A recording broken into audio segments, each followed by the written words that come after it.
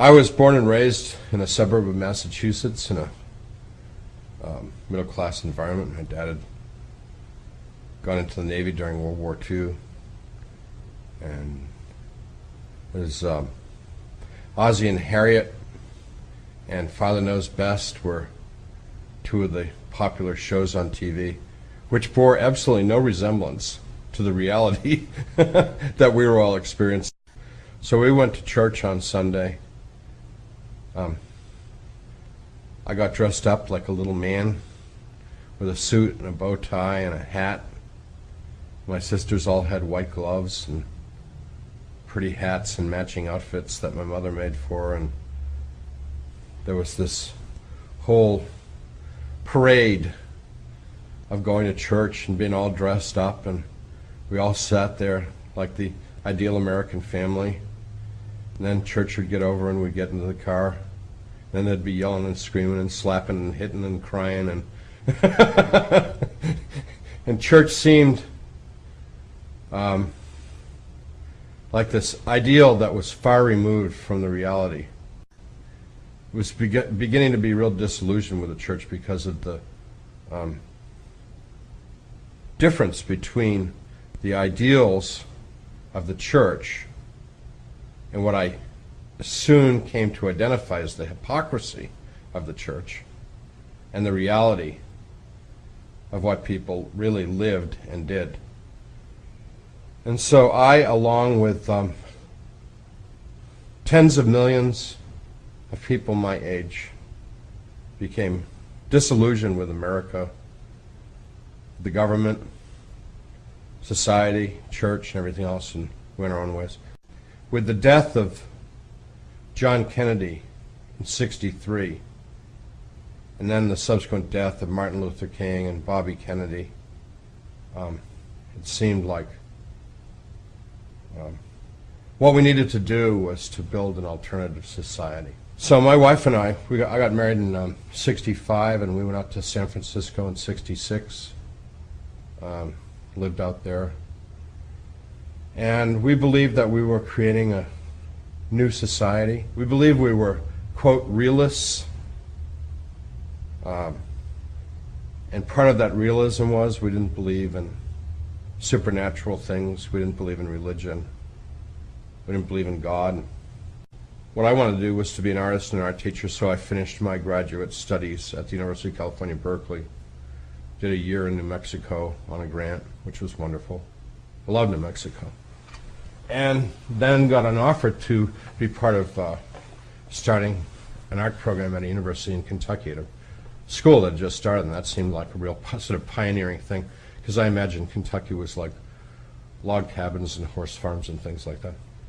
To my great surprise, there weren't any log cabins or horse farms in the area that I moved into, but became a careerist, a hedonist, a careerist, a materialist. And in our society then, and I don't think it's changed much today, the real philosophy of our society, the real religion, if you will, of our society, is rugged individualism. And I was a part of it. And I wanted to be a successful part of it, and that was my life. To the neglect of everybody and everything. Because part of being a successful artist is to be driven, and anything that distracts you from the pursuit of excellence in your art must be cast away, including family, including friends. I mean, everything has to be focused on success. I used to think that there was somehow, there was a place in the core of my being, like in my heart, where there was something terribly missing. There was just nothing there at all.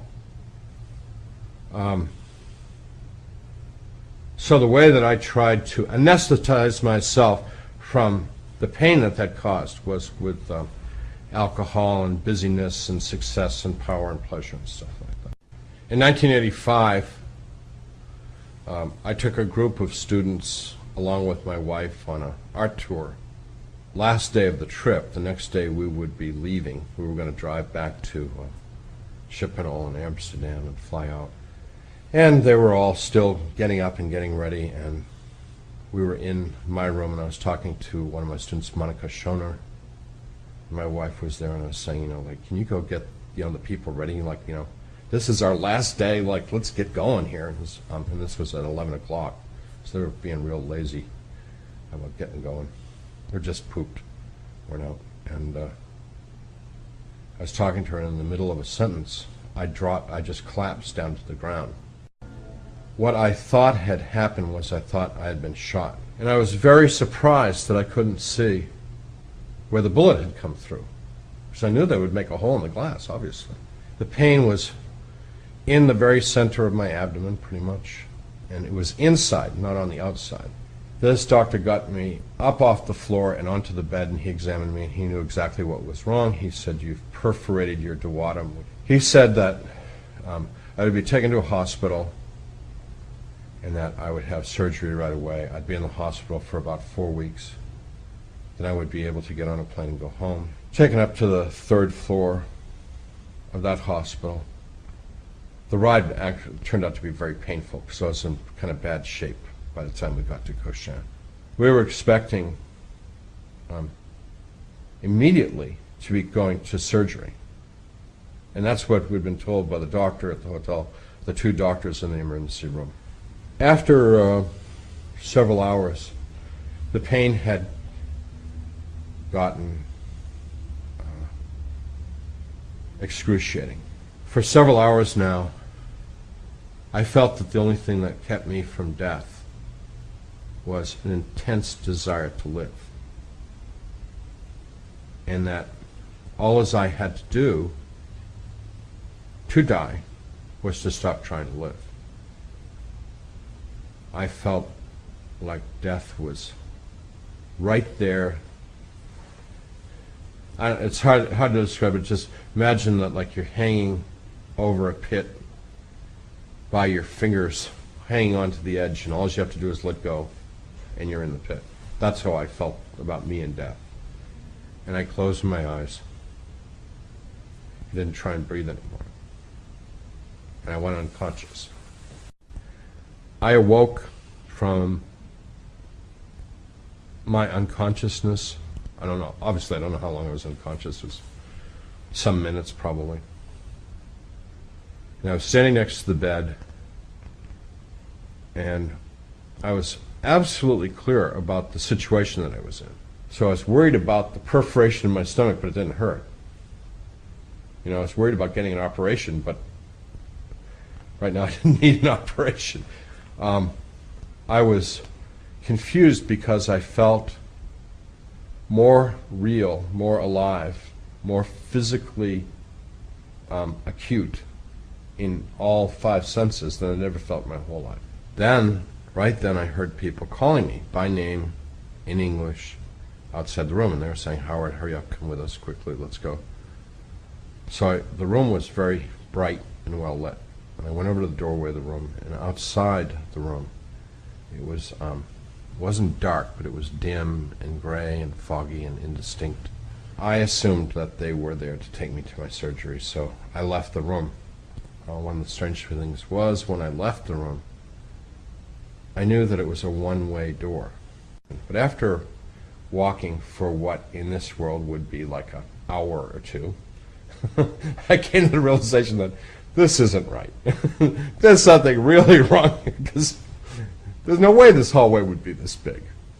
And now the hallway wasn't a hallway anymore. It was just space that we were walking through. And there were no walls or ceiling or windows or stairs or anything. It was just we were walking in space. When I would ask them questions, usually the answer was, "Shut up. We don't have time. You'll find out. Don't ask questions. Be quiet." There's more and more people, and it's gone from dim to just plain dark, absence of light. People have gotten really rude now. People are talking about me, and when I would say, like, "Are you talking about me?" they'd just like hush up. About me, they'd just like hush up, or someone would say, "Shh, don't let them hear you." Stuff like that. Getting really paranoid. they said, "You're almost there," and they started to push and pull me in the direction that we've been going. And so I tried to resist them. And the more I resisted, the more they fought, pushing and pulling. And then they were beginning to hurt me, so I was trying to hurt them back by punching them and kicking them, and they were mostly scratching and biting at first. There were a lot of them now. I have absolutely no idea. Maybe as few as some dozens, maybe as many as hundreds. But it was just a melee with me in the very center of it, and everyone trying to get in. I felt very strong, felt very powerful, and I'm doing everything in my power to resist them, which was completely futile because there's so many of them. I also noticed that anything I did to them had absolutely no effect on them whatsoever. And I also realized that they were feeding off my emotion, which was terror. And along with this,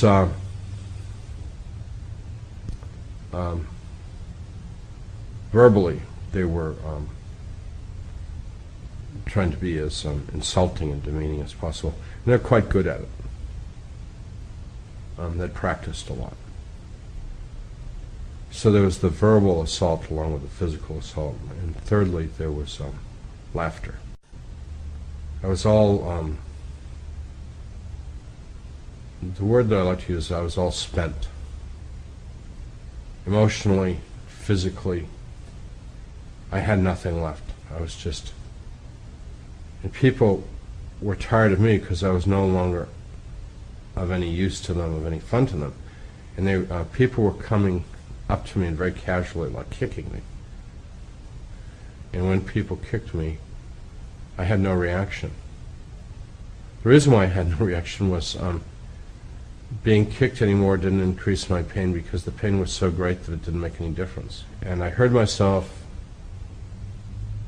in a voice that seemed to be coming from my chest, and it certainly was not coming from my throat or my lips, say, "Pray to God." And since I was, a self-declared atheist, I thought, I don't pray to God. I can't pray to God. Second time, pray to God. And I thought, I don't really know how to pray. I mean, even if I were going to pray, I couldn't pray. So, pretty pointless. And then a third time, I heard this voice that sounded like me emanating from what seemed to be my chest say, "Pray to God." And I started to say something like, "The Lord is my shepherd, for purple mountains' majesty and amber waves of grain. I pledge allegiance to the flag. The Lord is my shepherd, I shall not want. Yea, though I walk through the valley of the shadow of death, God bless America, land that I love."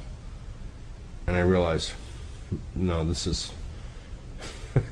I'm getting everything confused here. It's all mixed up, and, things that I had recited as a child. But somewhere along the line, I had muttered a few of these things, trying to remember them. And the people that were around me found it absolutely unbearable that I would mention God. They were using language which was unlike any use of the English language that I'd ever heard before. So obscene, so vindictive, so cruel. And it really made me happy because I knew that I could get back at them. For the first time, I was able to have some revenge on them. And I also knew that they were receding into the darkness. They could not bear the mention of God, so I'm trying to think of things that have God in it. And I'm shouting them and screaming them.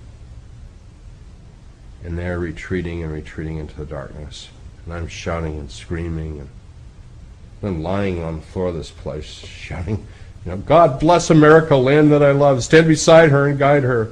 like crazy stuff, you know. And all of a sudden I realized I can't hear anything except me. So I stop and I listen, and there's no sound up there. So I yelled out in the darkness, "Jesus, please save me." And he appeared as a spot of light and very rapidly got very bright and very big and came over me in an impossibly white light. And he reached down and picked me up and lifted me up to him. And in his light, I saw myself for the first time, and I was gore. I was just all gore. Horrible, disgusting, unrecognizable, unrecognizable as a person. And when he touched me, all the gore and wounds, it was like they were made of fine dust, like flour or confectionery sugar. And it was like his light just blew all the gore away. Impossible to describe. Very frustrating, because if I could describe it in any way, it would be quite impressive to people, but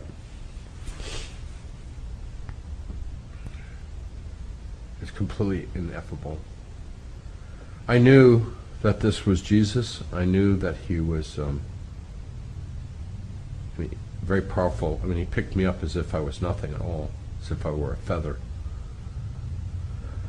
I knew, I don't know how I knew this, but I knew he knew me more than I knew me.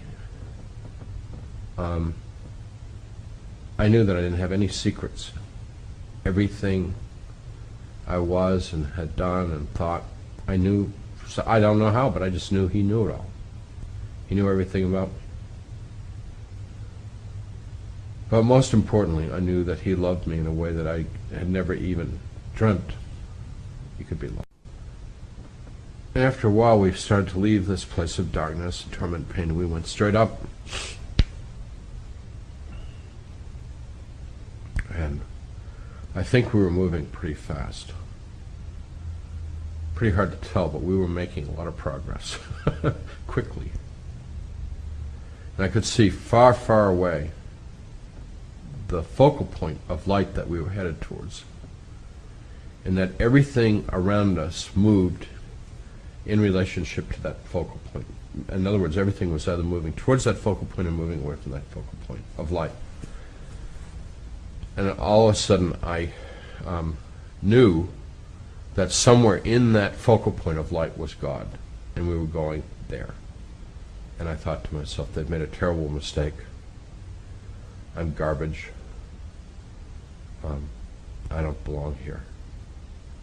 And with that, we came to an immediate halt, and he spoke to me for the first time directly into my mind, having heard my thoughts, knowing all my thoughts.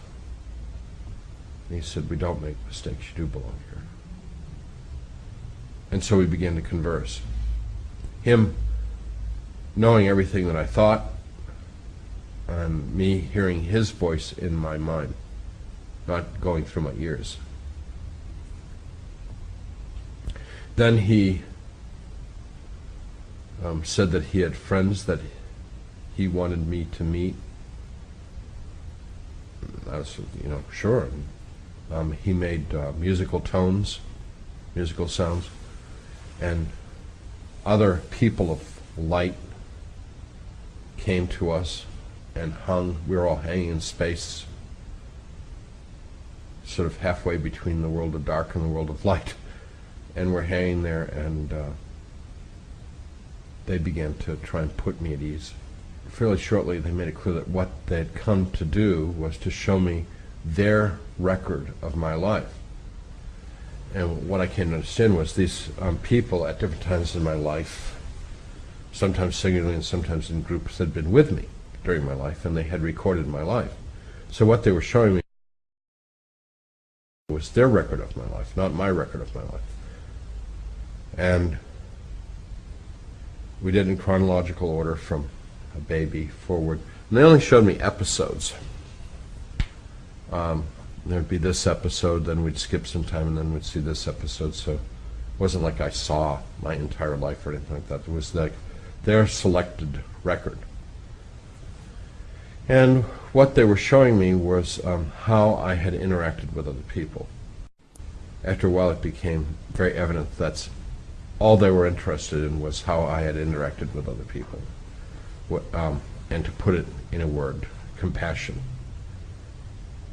They only had one criteria for evaluating my life, and that was whether I had been compassionate or not compassionate towards other people.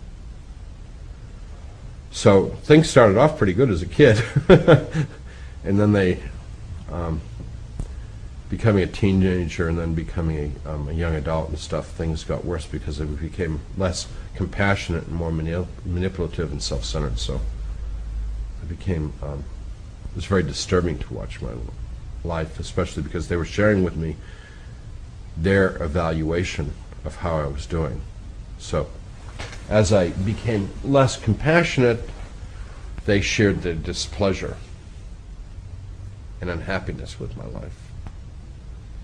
And one would occasionally see me do something kind.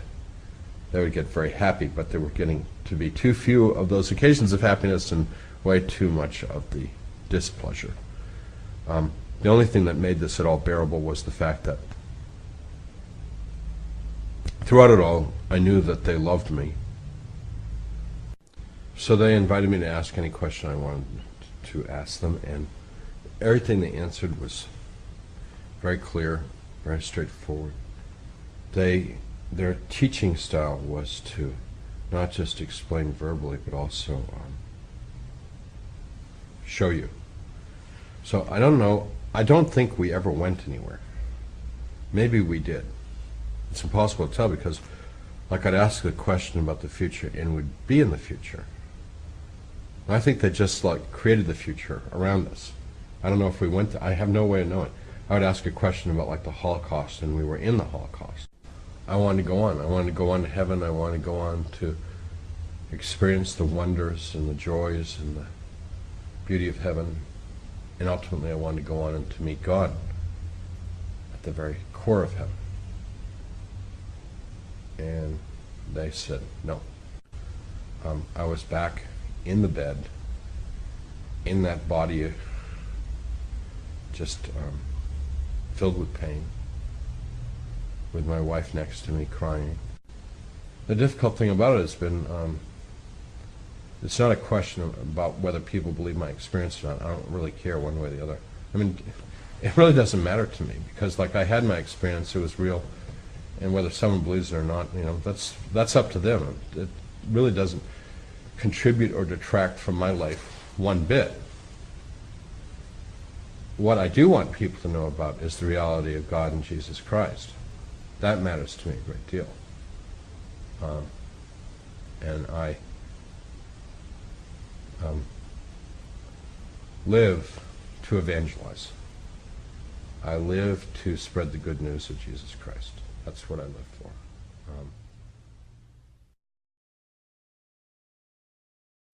God has tried to get through to us. Literally millions and millions and millions of times. Matter of fact, everybody has access to God.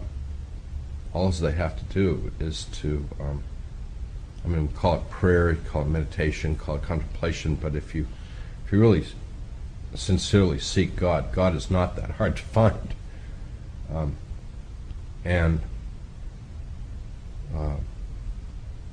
We have been a big disappointment to God because we have just consistently refused to listen to God. As a pastor, you know, people say, why does God allow this? Why does God allow this child to die? Why does God allow the war in the Holy Land to, you know, continue between the Israelis and the Palestinians? Why does God allow people to suffer, etc., etc.? And that question is predicated on a false assumption. God doesn't want any of these things to happen. It's all against God's will. It's our perverse nature, our sinful nature, that allows these things to happen, causes these things to happen. If we were following God's will, they wouldn't be happening. So God, we tend to ascribe to God all the bad things that happen and take responsibility for the good things to happen, when in reality it's just the opposite. God wants us to live in harmony with one another and in harmony with the creation. And the conflict and the suffering that we're experiencing in this world is of a human origin, not originated by God.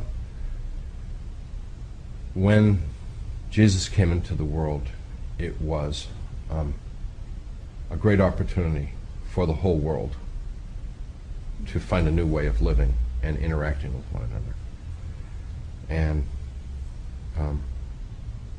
we all have failed, and I would lay the greatest responsibility upon Christianity itself, because Christianity were the ones that were supposedly the ones that were heirs to the revelation of God, and Christians have failed, and they were the ones that were given the clear transmission of what God's desire was. God is unhappy with humankind, unhappy with the way the world is going, unhappy with the way God's beautiful creation is being treated. And God is intervening in a very direct way in the world today, and God and the angels are about trying to promote a spiritual awakening. In American history, we have these things called the Great Awakening. Well, we are living in the Great Awakening. And it was made clear to me that this is it. Wake up, or the slate will be wiped clean. Now, I'm not talking about the annihilation of the earth. I'm talking about, from a population of whatever, 260 million people, the United States could go down to a population of a few tens of thousands. We, the United States, who have been given the great blessing, more than any other nation, more than any other peoples in the history of the world, we've been given the blessing. We have the power and the material wealth to be agents, in church terms they're called missionaries, but agents of transformation to this world. And we have not fulfilled God's expectation of what we're supposed to be doing, which is bringing about not just material prosperity and security and well-being to the rest of the world, but more importantly, moral understanding, spiritual wisdom to the rest of the world. And in truth, if one has traveled around the world and you speak to foreigners about what the United States represents, what we represent to the rest of the world is violence, conquest, domination, exploitation, evil, pornography. And by pornography, I'm speaking more about the pornography of violence and abuse than just sexual pornography. And the United States has been given this role because we've been given this blessing. And we need to work on our awakening, which, going back to religious terms, is conversion. And we need to be doing it now. In the near future, it's going to be too late, and some other people will be chosen. We will lose the blessing. One of the follies that we live in is we think we deserve to be the richest, most powerful nation in the world. That's wrong. We don't deserve it. We don't deserve it at all. It's a gift from God. God can take the gift away as God has given the gift. and it will be catastrophic. And this country will simply be the lowest nation in the world instead of the highest, the poorest nation in the world instead of the richest, the weakest nation in the world instead of the strongest, and some other nation will be called to show the world the way of Jesus Christ. I don't know how it's going to play out, because I was shown possibilities, and I don't know if those possibilities are the way things may be or the way things will be. I don't know. I'm not clear on that.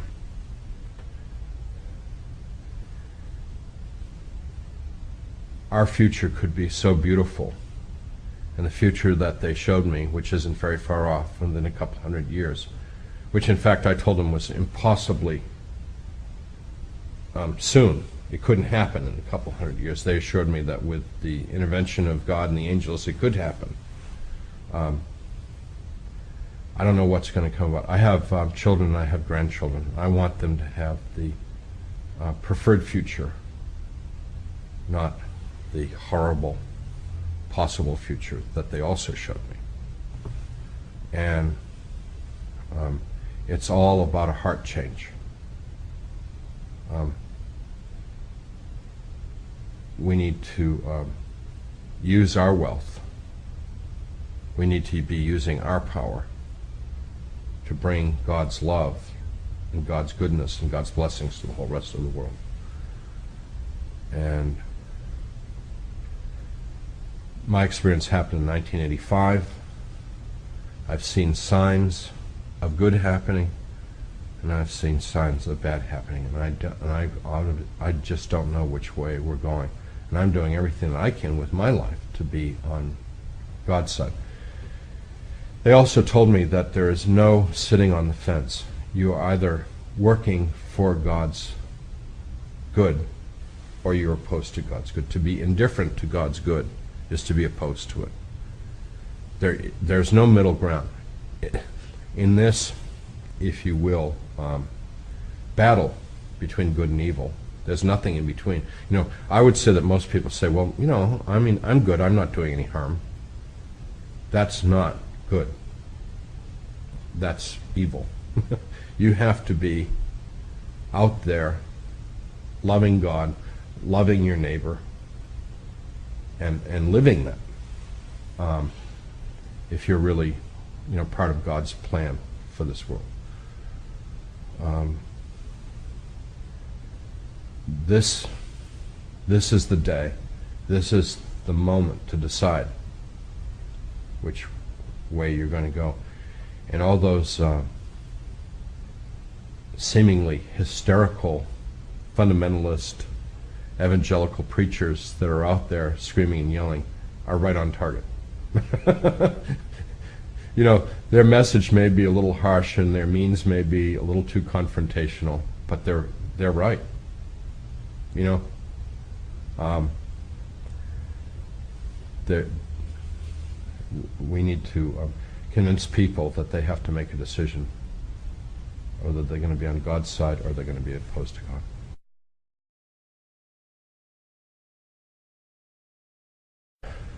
The world that they showed me in the near future, in a couple hundred years from now, is a world that is difficult for me to understand or accept. There was what I saw was no visible signs of technology. If there was technology, they hid it from me, or it was so subtle that I couldn't even see it. You know, maybe that's the case, but I assumed that, like, in the future, it would be a world of, like, high technology, and they showed me a world of not low technology, of no technology, where people's relationship with God, with the creation, and with one another was so intense that human beings controlled the weather of the planet. Not just for the welfare of human beings, but for the welfare of the entire planet.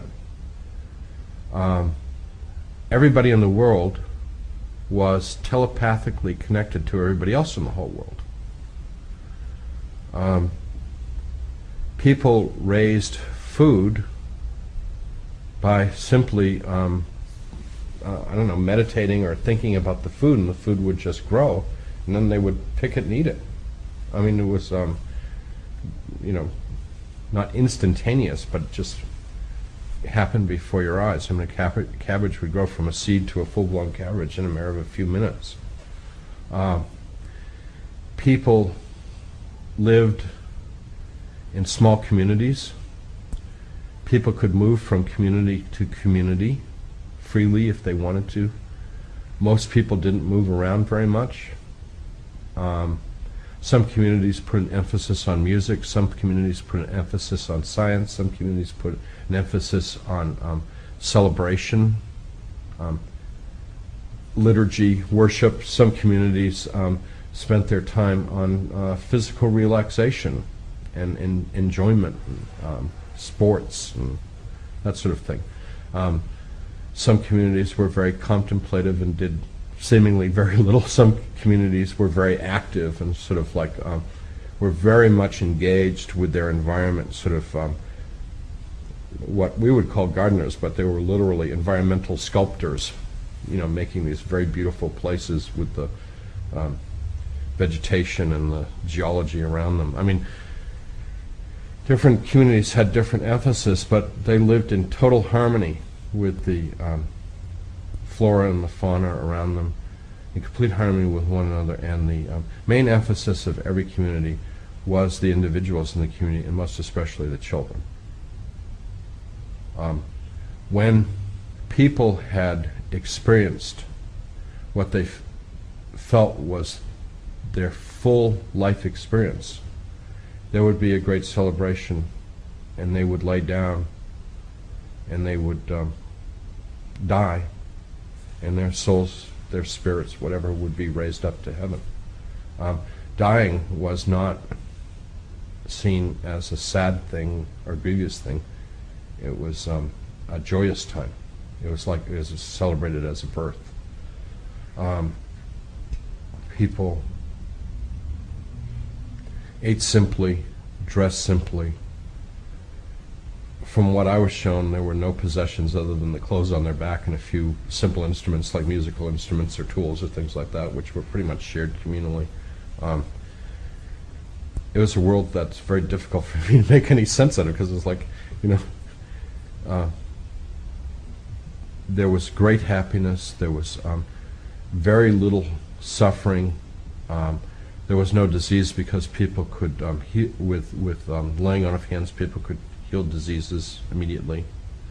The only real suffering that they showed me was sometimes people felt a sense of separateness, and the community would allow these people to feel that, but they would pray for that person, they would surround that person with love and bring that person back into the community. So it was possible for people to move a little bit away from the spirit of the community, but they were brought back into the community. No one was left, no one was ever lost for very long. But it was important sometimes for people to feel, you know, to appreciate what they had. They needed to, you know, lose a little bit of it once in a while. The Spirit of Christ lived in every heart, fully and completely.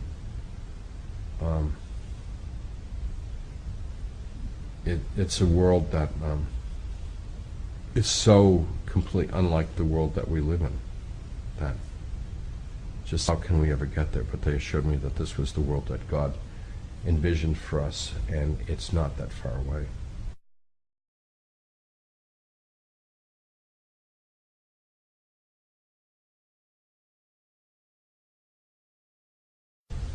One of the questions I asked them about was, what was heaven like? And I shouldn't tell you the answer, because anybody that really knew what heaven was like wouldn't want to be here anymore, and they'd want to be there. Because this is so inferior to heaven, and heaven is so superior to this world in every way, that it makes no sense to be here. But you don't get to heaven by killing yourself. That's not, that's a very unlikely way to access heaven. because to kill oneself would be a rejection of God. And so, I guess that's one of the reasons why knowledge of heaven has been so obscure, because we don't really need to know about it. Heaven, just a few little things about it. Every possibility of life and every interesting and wonderful thing that ever was, is, or will be, not just in this world, but in the entire universe and in all the dimensions, is in heaven. So heaven has the essence and the knowledge of everything that was and is yet to be. And one has an opportunity to see and feel and touch and know and experience. So, I mean, obviously one can spend an eternity in heaven just experiencing things, just looking at things, just getting to know things, and being around things. Heaven is layered like an onion, and the outer part of heaven is seems like the physical world, because that's the entry level for beings from the physical world. And then as one goes deeper and deeper into heaven, it has different rules of physics and different properties. So it gets more and more wondrous and mysterious and interesting the deeper you go into heaven. And at the core of heaven, at the very center of heaven, is God, and a vast array of beings who have become so holy. And by holy, I mean W-H-O-L-L, was it L-E-Y, I guess, and H-O-L-Y, become so whole, so complete, that there's no longer any doubt, any blemish, any shadow, any hesitancy, and they are ready and eager to be one with God, to be in communion with God. People don't come to that easily, but it is the desire of all beings to come to that place where they are in communion with God. And in the center of heaven, people are invited to participate with God in the ongoing act of creation. And the way that they participate is by bringing their uniqueness, their self, their personality, their life experience to God. And the only analogy, I mean, the way they explain it to me in the analogy is that they now become part of the song of creation. Or as it's been said, they become part of the heavenly choir. God is the conductor and composer of the song of creation, but each of us gets to bring our own unique self, our own unique instrument, voice, into that choir and participate with God in that. And the song of creation is in fact the creation. Or, to put it another way, we are being sung by God in the heavenly choir. And if God in the heavenly choir to cease the song, there would be no physical universe. There would be no time, there'd be no space, there'd be no matter, no energy, because in fact what the universe is vibratory states of space created by the song of creation. And that's who and what we are and what we experience. And so we come back to our source. We emanate from there. It's our origin and our source, where we come from. We come out into this world and have a variety of experiences, even including the bizarre experience of thinking that we're somehow separate and unique and apart from all of that. Things that we're here to learn is how utterly connected and dependent we are in all of that. We're all connected. We're all, in a sense, part of the one. And so what we get to experience in this life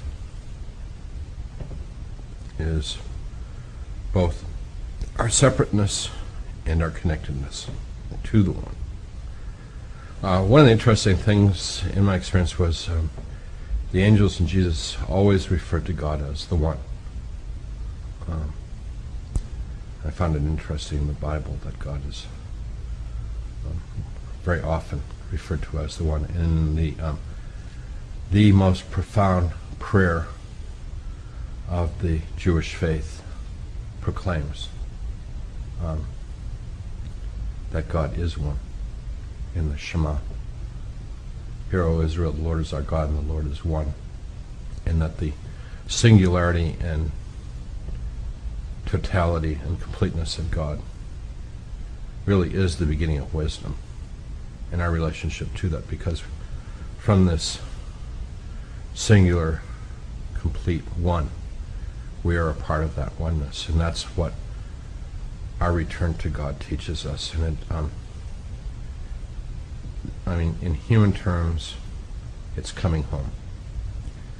When we go to heaven, we have come back to where we were born from, where we belong and who we are. And to come to God in the center of heaven is to come back into the bosom of our mother, our father, our creator, and to finally be home, really home, and to know and to be known, to receive love and to give love. And that's our completeness, because that's what we are. We are an act of God's love expressed out, and we bring that love back in a new and profound way to God from this experience of life, even from this experience of separateness. Once we know who we are, we know we're no longer really separate anymore. Even though sometimes I feel like a stranger in a strange land, I know that what separates me from God is very little. So that's one of the weird things. Although heaven and hell seem far away, they're really here, very, very close. The reason why they're so close is that it's dimensional travel. It's not space and time travel. And so, even in this world, God is not so far away. And God hasn't, through the Holy Spirit, that can dwell inside of us, and does dwell inside of us. We can know how close God is, because God is both ultimately completely transcendent and other, and completely immanent and present at the same time. Theologians argue, is God completely transcendent or immanent? And the truth is, yes. Both. So one of the things that we can do in this world is to contemplate God, contemplate the love of God, contemplate the closeness of God, contemplate the beauty of God, the completeness and singularity of God. Bible says all things work for God's good purpose for those who love God. Because the reality is, and this is one of the big profound truths that the Bible's trying to teach us, is that God wins. Ultimately, it's all about God. And it's all from God and returns to God and is of God. And all this sense of separateness and sin and chaos and evil are all things that we need to work our way through to return to the completeness and perfection of that which is God.